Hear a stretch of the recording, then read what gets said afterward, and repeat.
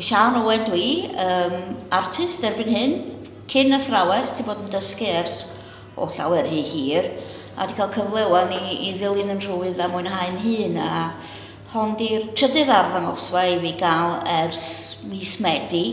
Dwi wedi bod yn edrych ar llechi cerfiedig Dyffryn Ogwen fel man cychwyn.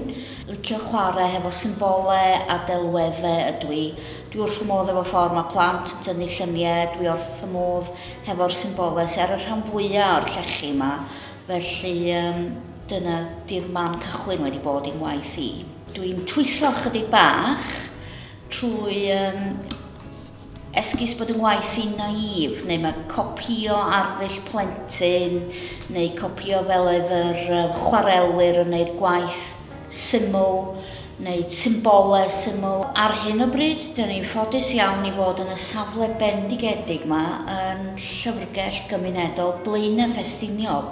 Mae'n ofod gwych, mae'n ole, mae'n lle hyfryd i arddangos gwaith. Dwi wedi gallu rhoi 27 o lyniau fyny. Mae yna le i bobl ddod heibio, bwrdd neis, gallu edrych ar y gwaith, ond mae bach yn unig yma. Felly sy'n wrth y modd sa bobl yn dod heibio a deud wrtho fi, ydyn nhw'n gwybod unrhyw beth am lechi yn ardal Blaenau Ffestiniog? Os gynnwch chi lechen yn eich gardd, o yna le tân hefo cerfiadau arni, beth oedd y chwarelwyr ffordd hyn yn wneud? Oedden nhw'n wneud gwaith celf tebyg i lechi cerfiedig Dyffryn Ogwen? Dwi'n siŵr i bod nhw. Dwi'n siŵr pe bawn ni'n cael dan wraidd ac cael siarad hefo'r gymuned, hefo bobl yr ardal yma, sy'n ni'n ffindio trysorau lu. Dwi eisiau cydweithio hefo cymunedau. Dwi angen gwirfoddolwyr, neu pe gawn ni ennill y loteri, neu sy'n ni'n cael grant mawr gen safle traftadaeth y byd. Fedrwn ni weithio ddifri yn creu cofeb iawn i gelf go iawn Gymraeg. Oes yn byd tebyg iddo fo, bydwch chi deitha fi bod gynnon ni'n celfyddyd Gymraeg, mae gynnon ni hen draddodiad sy'n cael ei anwybyddu.